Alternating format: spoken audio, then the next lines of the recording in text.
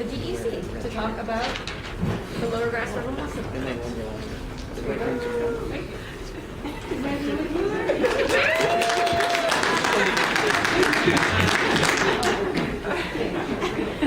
you. Start now. All right. Thank you. So yeah, I'm gonna talk about mussels.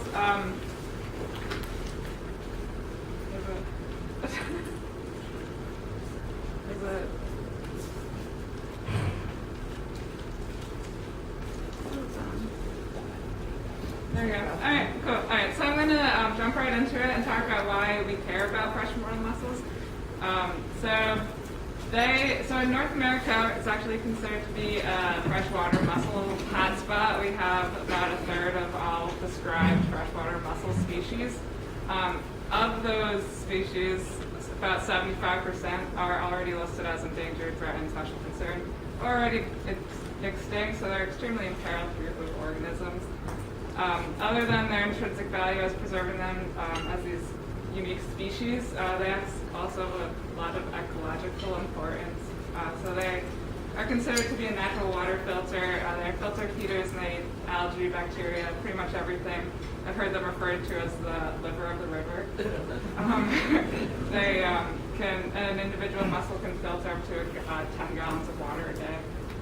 They also are a major food source for a lot of other animals, so mammals, fish, birds, that sort of stuff.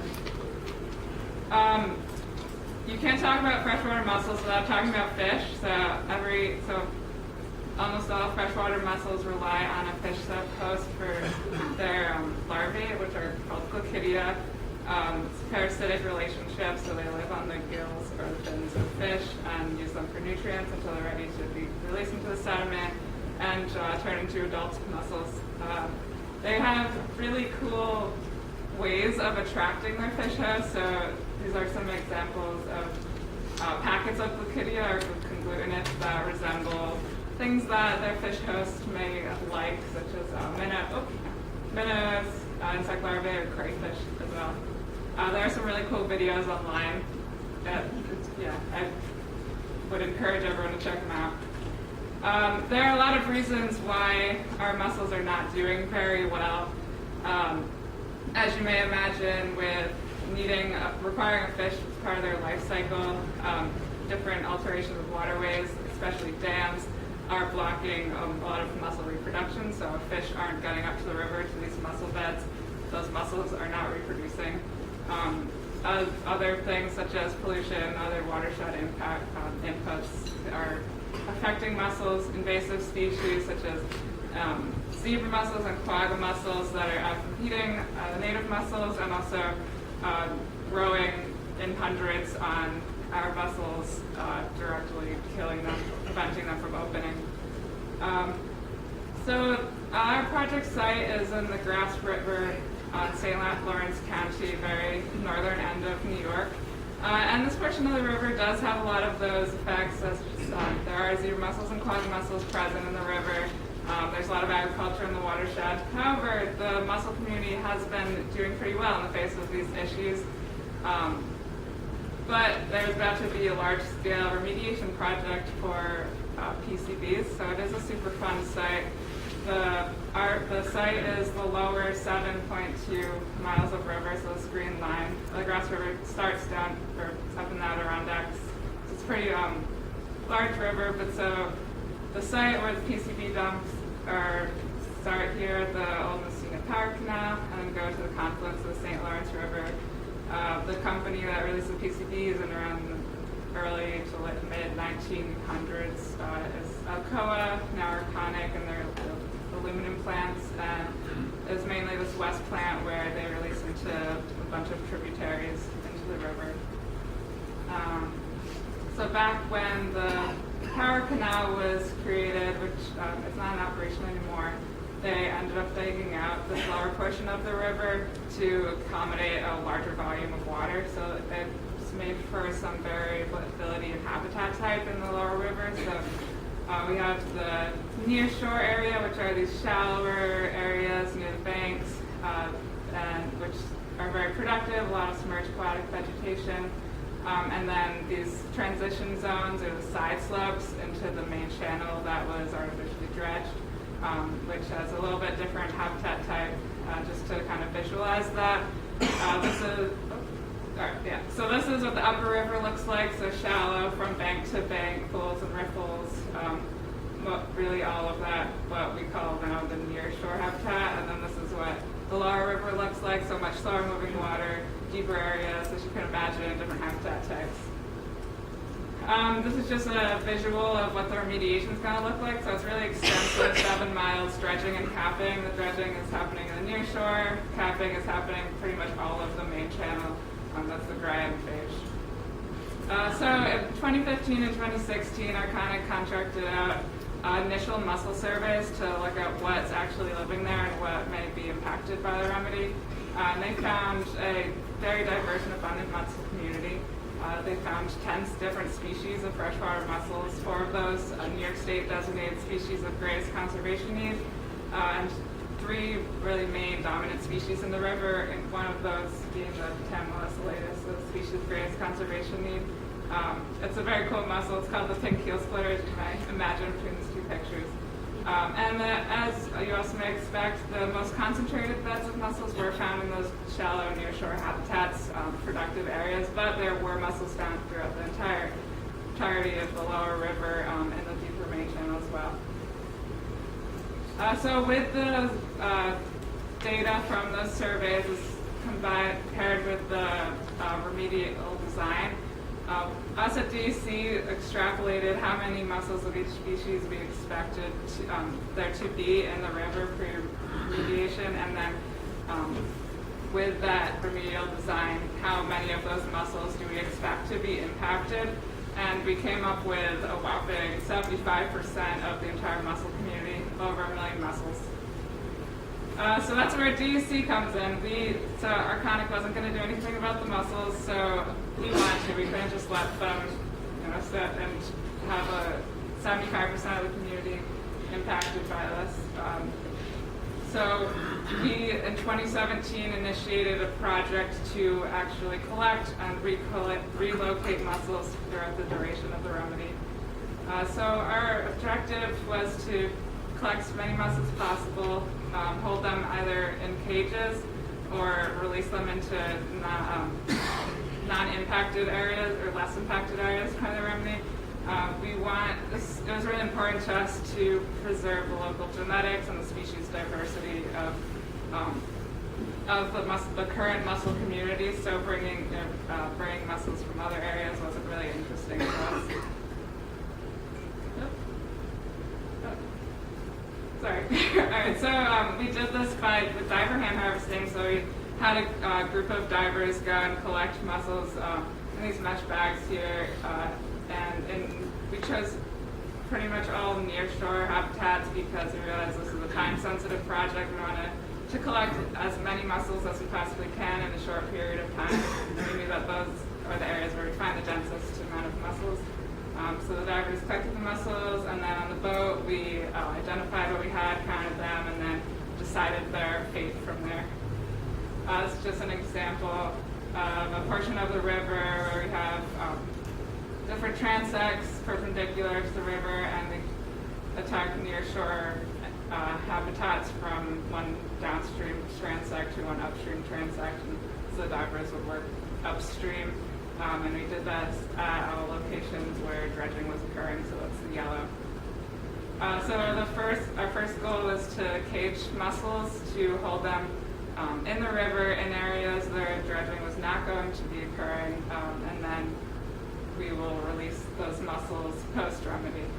So the cage design was based off of U.S. Fish and Wildlife Service in river culturing cages. So their cages are a little bit deeper because they actually included the fish host in the cages. That wasn't what we wanted to do. We just wanted to hold these mussels. We weren't trying to get them to reproduce. So we designed a little bit shallower cages. They had 6-inch legs to keep them anchored in the sediment, and we can hold about 100 mussels on average per cage. Depending on the species, some adult mussels of some species are a little bit smaller, so we could hold a little more than 100. Others, such as the pink keel splitter, are a little bigger, usually a little less than 100.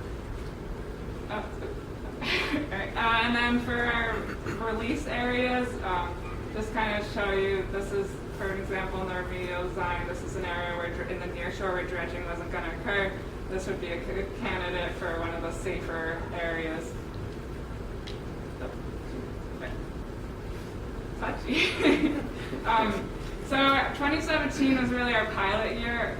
We did a lot of work on the cage design, on where we're going to put cages, and testing of the sediment to make sure it wasn't too mucky or too hard.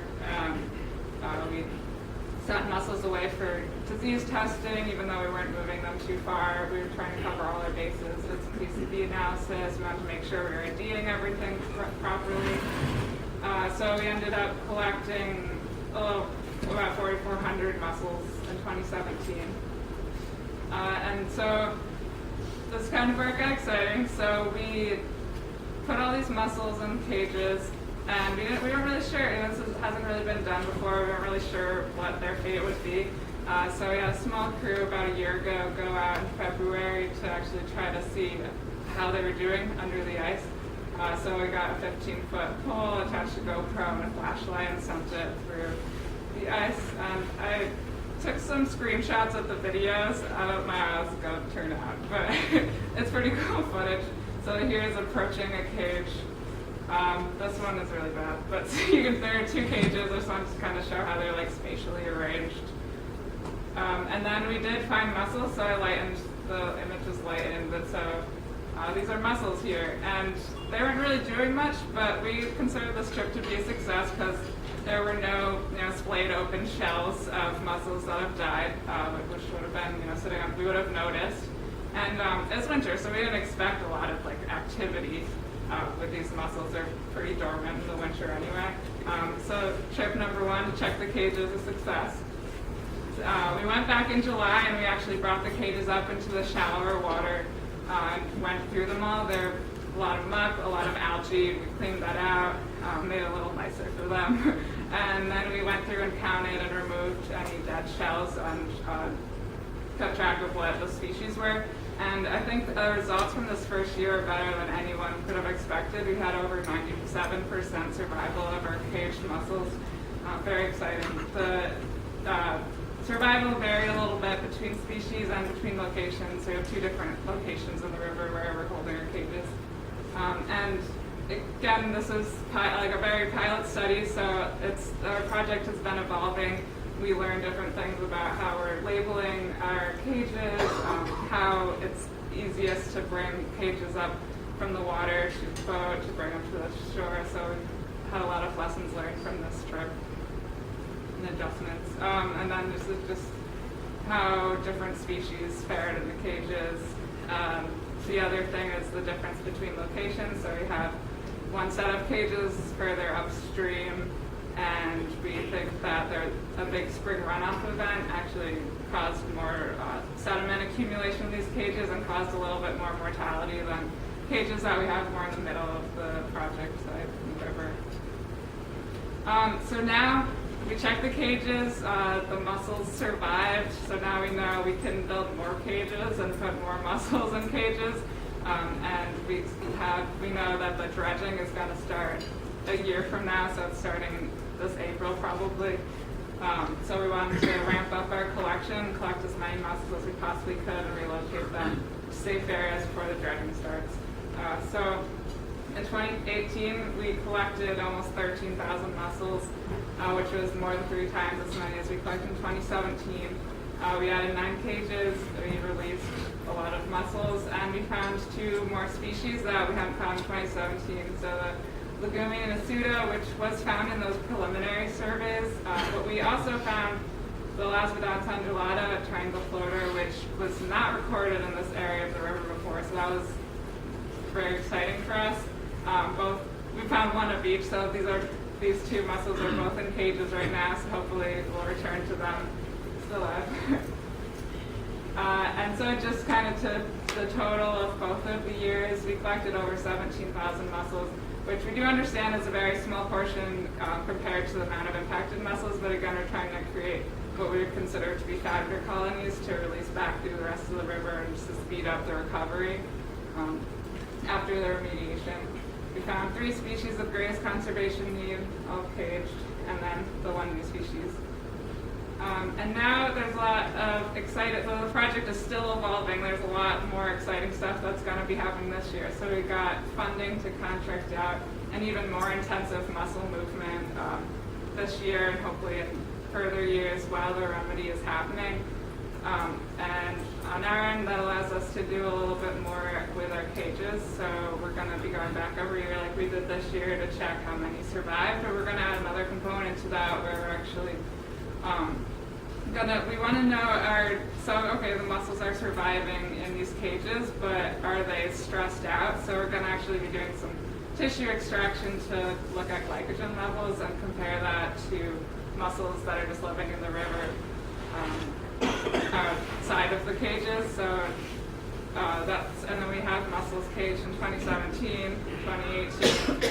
Hopefully we'll cage more this year. And then we have different cage locations. So we have a lot of exciting potential comparisons to see how these cages are doing and to see if it really is a viable option for future projects. And then this would be even further down the line, but we're very definitely considering tagging our mussels that we have in the cages before releasing them again into the river to hopefully to keep track of them and see how they're doing post-remedy, how the entire mussel community is recovering. And that I want to make some acknowledgements. The Trainer Wildlife funded our project completely, and then we have some really strong partners in the field helping us with our projects. The New York State Museum, St. Regis Mohawk Tribe is here, and of course all of the staff GC that helped with the project. I'll take questions of that, and I want to plug that we have a video about the project on YouTube if you want to hear more about it, if you want to hear people other than me talk about it. You could search it, UC's YouTube channel.